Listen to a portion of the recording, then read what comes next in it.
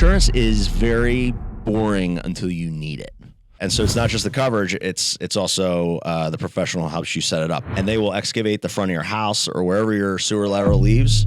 They'll dig up patios, dig up your flower beds, your driveway, whatever they need to do to get in there. In the middle of a snowstorm or a thunderstorm or a, ice storm, an electric company is not going to be able to run out. Cut the bullshit. All right, we're back. Welcome back to another episode of MillenniUP. So what are we talking about today? Really riveting topics of insurance. And I noticed that your lip factor is, your lippiness is very high today. So even Good getting set morning. up, even getting set up for this episode.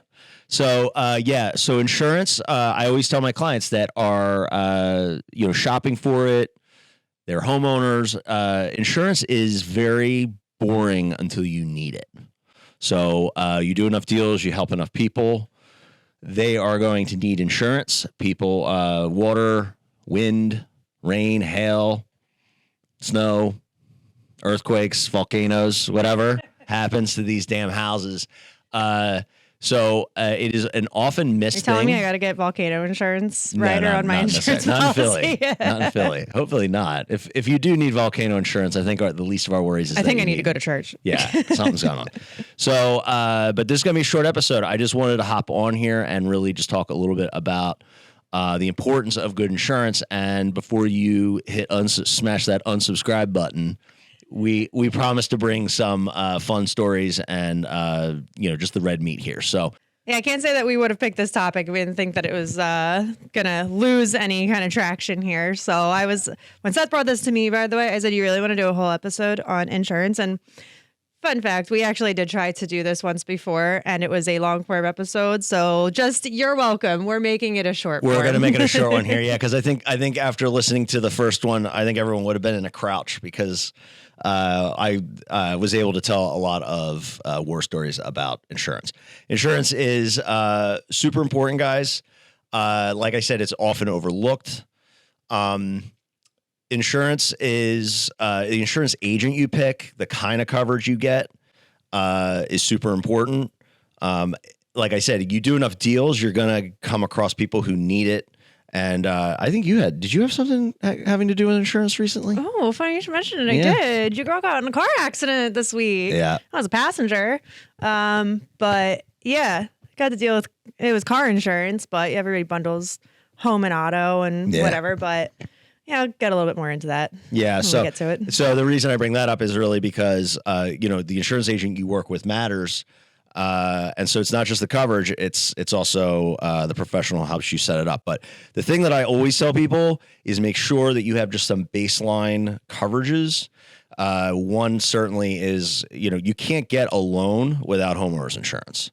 But insurance is much like a lot of different industries. It is a race to the bottom. So what will happen is a lot of people will buy a house, they go to shop for insurance, and they just go and get the cheapest rate. That is all fine and good until you actually need to use it. That happened to me before, but with my car insurance. It's not until you actually need to use your deductible where you realize it's how much? Yeah. How much am I paying out of pocket? I thought I had insurance, but listen, at the time I was paying kind of the rock bottom prices. I got it because I had to have it. All of a sudden, somebody sideswiped my car when I wasn't around. I come out and they said, "Oh yeah, that'll be $2,000 or $1,000. That's when I learned I'm going to lower that down to a $500 deductible." That's right. That's right. And houses are absolutely no different. You get a cheap rate, cheap premium, but the deductible is very high. Again, the coverages are super important. So the ones that I always tell people to get are, regardless of the house they're in, is sewer backup insurance. So if you flush a toilet, you run a sink, you are showering or whatever, and the water backs up into your house and damages the house, that is a coverage that you should have. I just put someone in Philadelphia. I told them to get that. I told them to get what's called utility line coverage. That is. So what's the difference? So the difference is sewer backup is when water backs up into your house and damages your house. So does it cover the actual problem and replace the toilet and replace whatever it was that caused it, or just the damage? It usually will. So if the toilet's damaged, or if your floor or your baseboards or anything inside the house is damaged, it should cover it. Utility line coverage is like your electric line, your water line, your sewer lateral. Your sewer lateral is the pipe that takes all your wastewater and sends it out to the street. If something happens to those lines, sometimes the water line will just start leaking, or ice storm will get on your electric line and shear it away from your house and pull it down. Those are the types of coverages that a lot of people miss. So let's say somebody's selling their house, and just like in my township, you have to get a sewer lateral inspection, and that has to pass in order to sell the house. If your insurance policy does have the utility line covered, and they go down to scope it and they find there's a crack in the sewer line, will your insurance cover that?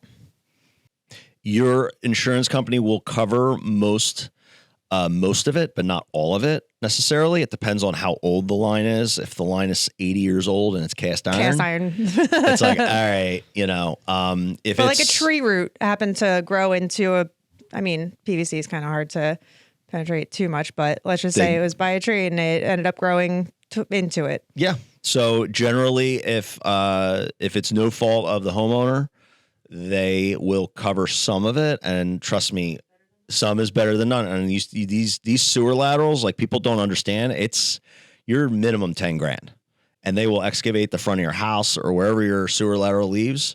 They'll dig up patios, dig up your flower beds, your driveway, whatever they need to do to get in there, because obviously your sewer water needs to leave the house.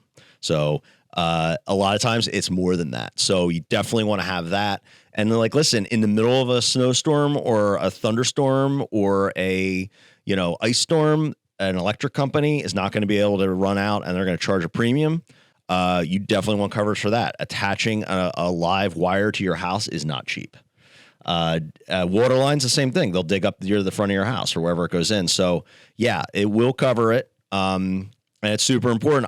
So I'm going to tell a quick story and then we can hop off here. But like, I had someone buy a house in Philadelphia.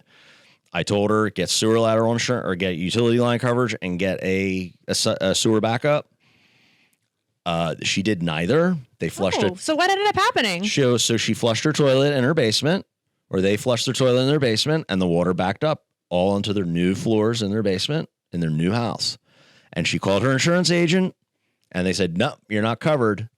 And a lot of it had to do with the fact that they bundled and used some insurance company that they had always been using, probably some kind of internet. The old, I do it because it's the way it's always been done. That's right. And so now that's all out of pocket. And so if they had elected those coverages, they would have been covered.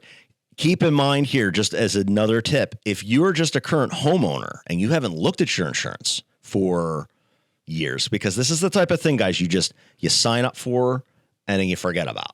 And it's just normal. It's like, your health insurance, your life insurance, your homeowners insurance, doesn't matter. Insurance is one of those forgotten things until you need it. Do not go more than a couple years without calling your insurance agent if you've made improvements to the house, if you have finished a basement.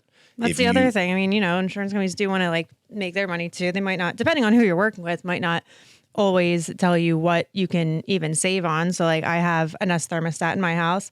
I had gotten a new roof a couple years ago. Yep.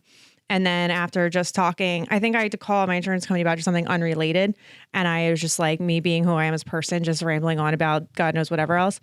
And had mentioned I had just gotten a new roof, and they said, oh, why didn't you tell me? You get to save money on your insurance from that. So I was like, no kidding. So, there's also things like pry them and see, is there any other thing that I can kind of save on? If you have a smart house, and I know that was also a prime 90s movie on Disney Channel. Phenomenal. And it also blows my mind that it's actually it's all becoming a real thing. Pat is coming into our homes. That's right. But no, so if you have, I think they, it was either NAR or PAR. I think it was NAR categorized a smart home as having 3 smart devices hardwired into your house. Will consider you a smart home and be able to save a lot more on insurance. It's puts you into a different category. Sure. If you have a Ring doorbell, Nest thermostat, whatever else you can hook up to your security system, I think. Yeah, security system. Yeah. And just like bring those up. Say, these are the things I have. More is better than not enough. That's right. And right across the board. I feel like half the houses we go into now have Nests. They're amazing. I'd be sitting right here and just like turn on the heat and come home to a nice cozy toasty house. I have a Ecobee, and it's the same thing. Like I'm out of town and I forget to turn off my heat. Like Nest, if you want to sponsor us, let me know. Oh my God, I'd love to give them. Like honestly, it's one of like the best closing gifts you can even get somebody. Well, and a Ring doorbell too. So the reason that insurance companies award it for or give you a benefit is because there's monitoring. You know, you can actually monitor your house, and more eyes on the house, the better, less chance of something going terribly wrong. And not to mention too, this is going to go a little off topic, not really, but a good point to make is like if I'm ever showing somebody a house and we're going through and I see a Nest thermostat, I actually usually I check the listing to see if it's an inclusion or if it's excluded because it's hardwired into the house. So if it's there, I always make sure to remind them like, hey, like that's coming with the house. Trust me, you want it. Yeah. Oh yeah. And the Ring doorbells too. So like anything screwed to the house comes with the house. That was a big thing about 10 years ago. They were trying to figure out like, you know, because people start getting all these thermostats and it's still an issue. It still is an issue. People don't think about it. And a lot of sellers will just take it out of the house when they move and you're not allowed to do that. So if you are selling, and you have one and you want to keep it, you make sure to tell your agent, put that in exclusions because if you want to take it with you, but it's there when somebody's looking at your house, it's assumed it's staying with the house. So the last thing I'll say is that if you put an addition on your house, like I added 1,000 square feet to my house, I called my insurance agent because brag about it. Shut up. No, I put an addition on my house, and it's like if I hadn't called my insurance agent and let him know, and like my whole house burned down, I'd only be covered for the amount that I was in that he knew about. So I told him I had a new roof, I had new siding, there were brand new windows in there. I told him that I had extra square foot, but I also told him I have another bathroom. So sometimes if that bathroom, you don't tell them about it, but that leaks, like, you know. Well, to us, this doesn't exist. That's right. And so it's super important, guys, and we're going to cut this off because I don't want to bore you to tears, but if you are buying a house, if you own a house and you haven't looked at your coverages, absolutely do that because, like I said at the very top of this episode, insurance is boring as hell until you need it. And there's nothing better than calling an insurance agent and them telling you all's going to be well, everything's covered, and everything's going to be all right. So, all right. So after you smash that like and subscribe, go check your homeowners policy. That's right. And if you don't have somebody, something Seth failed to mention is work with the right person. Work with the right person. If you are going with what you've always had and just like, I don't know, this is just what I got and this is what somebody just told me to do. And I don't really know who I'm supposed to contact other than just this name that shows up. So for instance, like I just had to contact the insurance agent for the car accident I got into this week because I had a medical claim apparently that I had to do. I still don't have answers. I still don't know exactly what I'm supposed to be doing. And there is somebody that I was like, I wish that person was who I was calling. That's right. That would just tell me what to do. Sounds like Jen's got to take our yeah, I gotta go. Here. I gotta go figure out who's going to take care of my medical bill from a car accident. But anyway, go check your policies. That's right. Tune in next time for really exciting topics. And hope we didn't bore you to tears. Bye. See ya.